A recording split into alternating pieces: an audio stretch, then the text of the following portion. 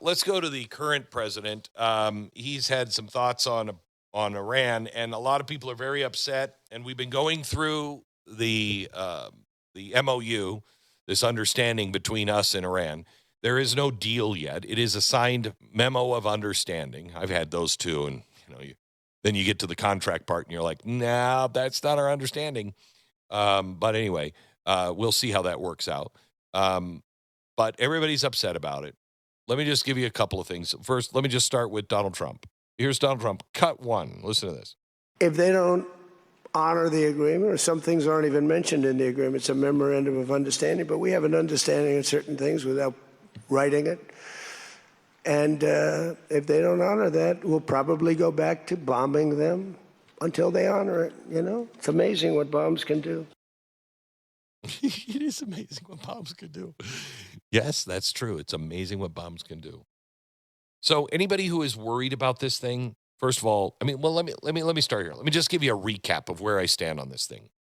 We've seen this movie before, okay? Weak need agreements, terror sponsoring regime only buys time. They rebuild and then they strike again. They're back up. What has unfolded with Iran this week is a slightly different story. I think this shows some backbone mixed with realism, okay? Why didn't we get a good deal?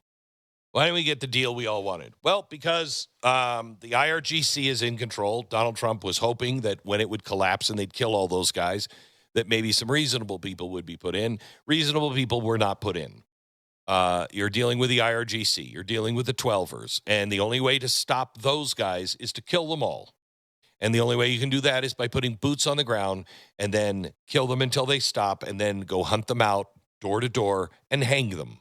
Okay? That's the way you did it in Nazi Germany. That's what's going to have to happen in Iran. Otherwise, you're going to be dealing with the same regime over and over and over and again. Okay?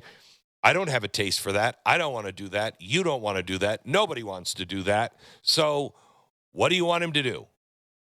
Well, he shouldn't have gone in the first place. Well, do they have the nuclear weapon? Or are they close enough that they could drop a nuclear weapon on Israel or on us or put it at the tip of a ballistic missile? Nope, they're not. You know why? Because we destroyed them all. We hope. But we destroyed them all. Then we destroyed their ability to make those things because we blew up those factories. So what do they have to do? They have to build factories. Well, that's a big deal. So they can be right back at it. Really? Really? Have you been listening at all to what's happening in America with our factories? You know why we're having problems with, let's say, we're not the leader in tech and, chips. We should be the leader in chips. Taiwan is the leader in chips, but we don't make them here. Why? Because we don't have the factories. You know why? Because we didn't build them. You know why we're not going to have them for another 5 to 8 years? Because they're expensive to build, hard to build. Do you know why we don't have, they kept saying, we gave all of our shells away. We gave all of our shells away to Ukraine. We just kept doing it. We depleted. Why is this a problem? Because we can't make them fast enough because we don't have the factories. So just put it into perspective when you're listening to these boneheads telling you, well, they can't build the things. They have to build the factories first. Then they can build them. So you have delayed them. I don't want the kick the can down the road kind of thing. I'd rather deal with it now in my lifetime. But Americans don't. They won't do it. They won't not only put boots on the ground, they won't tolerate gas prices at $5 a gallon. And forget about the American people. How do you expect to get a good deal when you're negotiating and your side is on television passing bills that say the president's got to stop this war with Iran? Do you think they went to the negotiating table thinking, oh boy, he's really got us? No. They went to the negotiating table saying, this guy's going to fold. He has to fold because he has no place to go. You want one side, you have the call for just pressure, squeeze them hard. Put boots on the ground. And the other is, no. We can't do any of that. Really? So what carried the day? Trump let the voice of the public take the lead in this, while keeping the harder line as insurance if the regime starts cheating, which they will. And it's smart positioning. success, he gets the victory.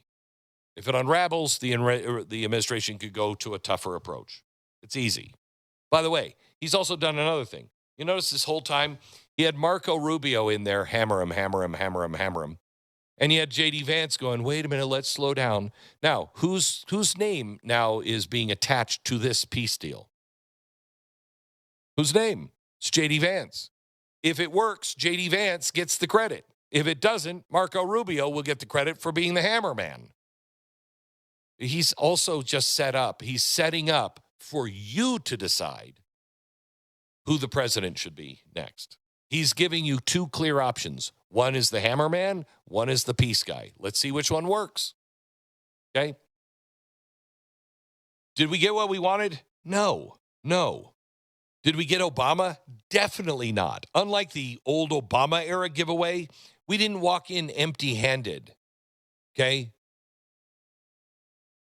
We went in after systematically dismantling the heart of their war machine and the factories. That changes absolutely everything. Back then, we just gave them cash, just dump trucks full of cash. This time, it's going to take them a while to be able to build the industrial base back. They don't have it. Money doesn't fix things overnight. Time is also working against them. Now, time is working for them. They get a pause, but so do we. So did our partners. All right. Tough hand to play. I think this administration actually understands leverage. They disrupted the leadership. They killed a lot of them. Military power guttered. Nuclear ambitions set way back. And then a diplomatic opening built on a demonstrated consequence. Okay, good. We're in a dangerous, dangerous world, gang.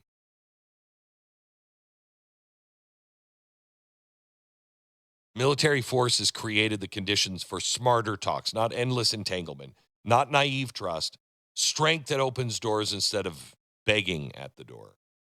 Dangerous world. We're still in it.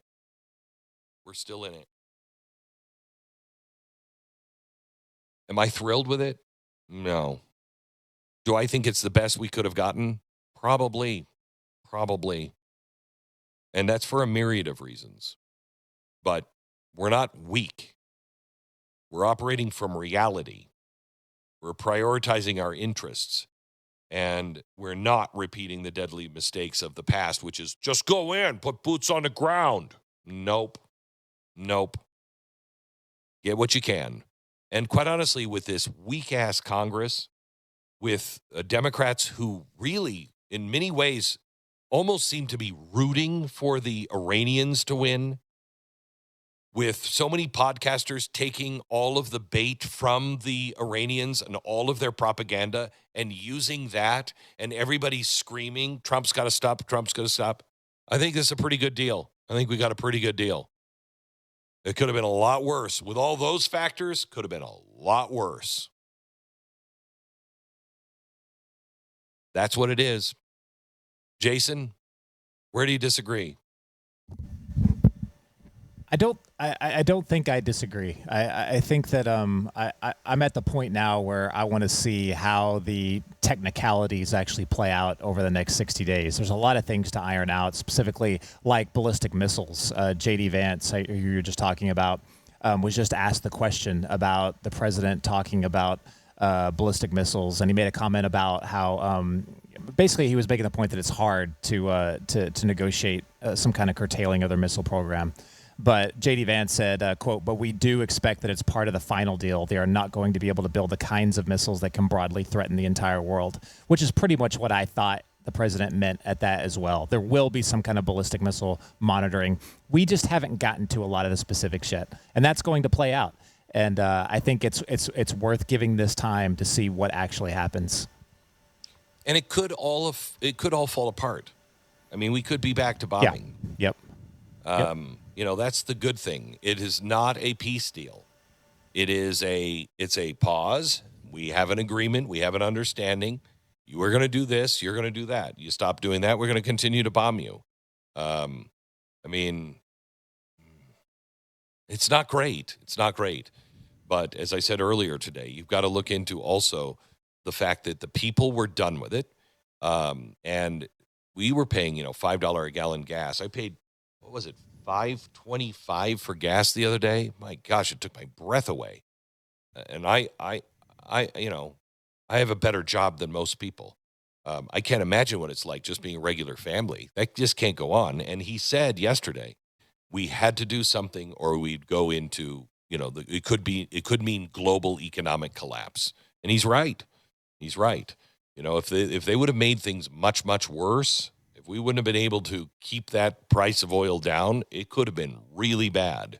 Thank you for thinking for yourself and being part of a movement, because that's really what all of this is. If you want the full story, you want to go deeper, go to blazetv.com/Glenn. Go there right now, sign up, no interruptions, just the truth, uncensored and unfiltered. Don't just watch, take a stand. And I'll see you over there in a minute.